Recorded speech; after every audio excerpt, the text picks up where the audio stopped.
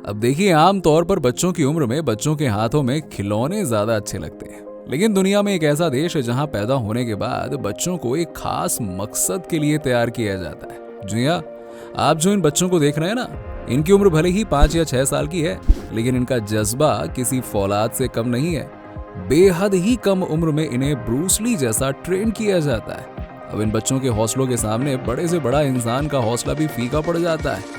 अब ये बच्चे चीन के रहने वाले हैं और चीन दुनिया भर में अपनी इसी ट्रेनिंग के लिए जाना जाता है, जहां बचपन से ही बच्चों को फौलादी बनाने का काम शुरू हो जाता है। लेकिन सवाल ये आता है कि आखिरकार बच्चों को इतनी कम उम्र में इस तरह की ट्रेनिंग क्यों दी जाती है।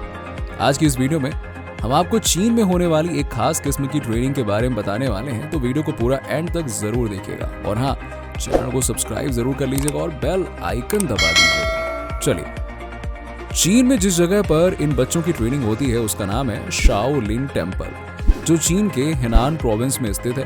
अब ये एक ऐसा टेम्पल है जहाँ पर छोटे छोटे बच्चे स्टूडेंट्स के रूप में आते हैं और कठिन से भी कठिन हालातों का सामना करते हुए अपनी ट्रेनिंग को अंजाम देते हैं।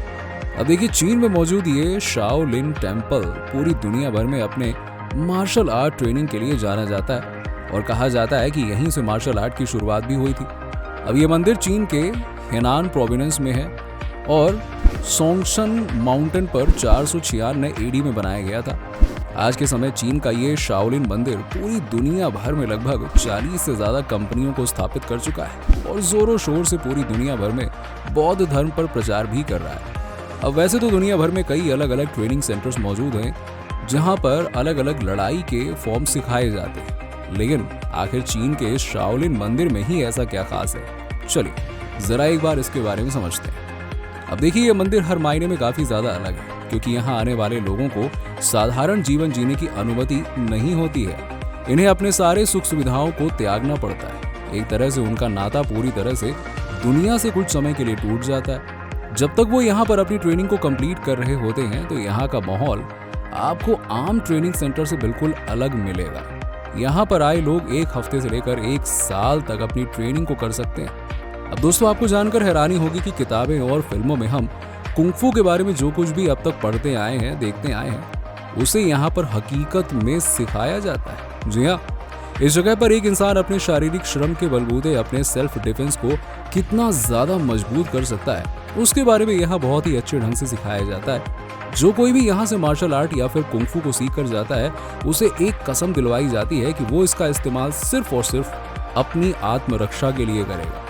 अब ये तो हमने आपको इस मंदिर के बारे में बताया, लेकिन जो सवाल हमने आपसे शुरुआत में पूछा था कि आखिरकार इस जगह पर इतनी छोटी सी उम्र में बच्चों को ट्रेनिंग क्यों दी जाती है, क्योंकि अगर उन्हें मार्शल आर्ट ही सिखाना है तो वो बड़े होकर भी सीख सकते हैं, इसमें कौन सी बड़ी बात है। लेकिन इस बारे में इस मंदिर में मौजूद शिक्षकों का ये मानना है कि अगर इंसान को ताकतवर और मजबूत बनना है तो उसके लिए छोटी उम्र सबसे ज्यादा कारगर होती है। आपने अक्सर सुना होगा कि बच्चों का 90% विकास तो 5 साल की उम्र से पहले ही हो जाता है। अगर एक इंसान इतनी छोटी सी उम्र में इस तरह के दर्द को सहन कर पाता है तो वो अपनी आने वाली जिंदगी में बड़ी से बड़ी मुश्किलों को झेल सकता है। अब आपके शरीर को कैसे लचीला बनाया जा सकता है और बड़े से बड़े दर्द को कैसे सहा जा सकता है, उसके लिए यहाँ छोटी उम्र से ही ट्रेनिंग दी जाती है।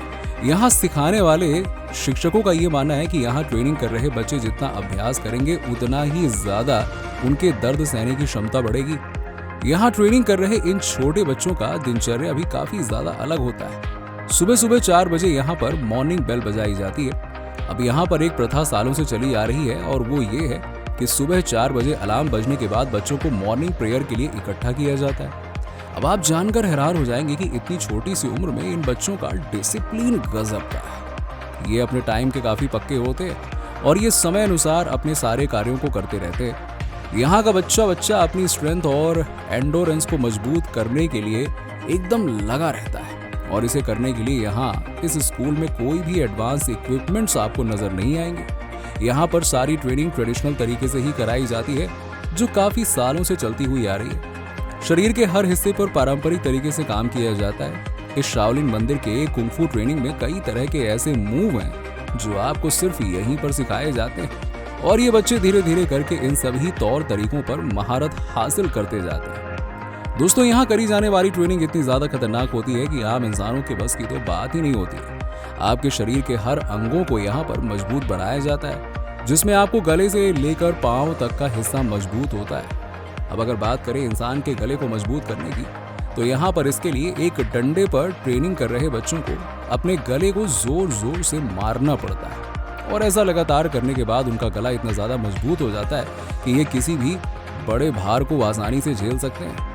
भले ही ये सुनकर आपको हैरानी हो रही हो, लेकिन यहाँ पर ये बच्चे इन सभी चीज़ों को हकीकत में करते हैं। यस, अब एक समय पर इनका गला इतना ज़्यादा ताकतवर हो जाता है कि ये अपने गले के दम पर ही किसी मजबूत डंडे को भी तोड़ सकते हैं। तो ये तो बस यहाँ पे होने वाले कई अभ्यासों में से एक तरह का अभ्यास है। इसके अलावा भी कई तरह के अभ्यास यहाँ पर बच्चों के द्वारा करे जाते हैं। यहाँ के बच्चे ट्रेनिंग तो करते ही हैं, लेकिन हाँ, इसके साथ ही साथ मेडिटेशन भी उनके दिनचर्या का एक अहम हिस्सा होता है और इसका फायदा उन्हें अपनी ट्रेनिंग में मिलता है, जिसके चलते वो कठोर अभ्यास में भी अपने शरीर और मानसिक संतुलन को बरकरार रख पाते हैं।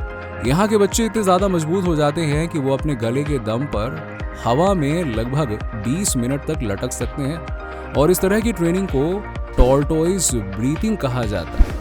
यहाँ के बच्चे अपनी उंगलियों को मजबूत बनाने के लिए एक स्पेशल तरह की ट्रेनिंग करते हैं जिसे डायमंड फिगर के नाम से जाना जाता है। यहाँ इन बच्चों को अपनी एक उंगली की मदद से उस पर संतुलन बनाना होता है। इस ट्रेनिंग को करते समय शुरुआत में तो उंगलियों के ऊपर प्रेशर बेहद ही कम रहता है, लेकिन जैसे जैसे ये ट्रेनिंग आगे बढ़ती रहती है उंगलियों पर प्रेशर को बढ़ाया जाता है और कुछ ही वर्षों के बाद में उनकी उंगलियां इतनी ज़्यादा ताकतवर हो जाती हैं कि वो उसके दम पर अपने शरीर को एक जगह पर संतुलित कर पाते हैं।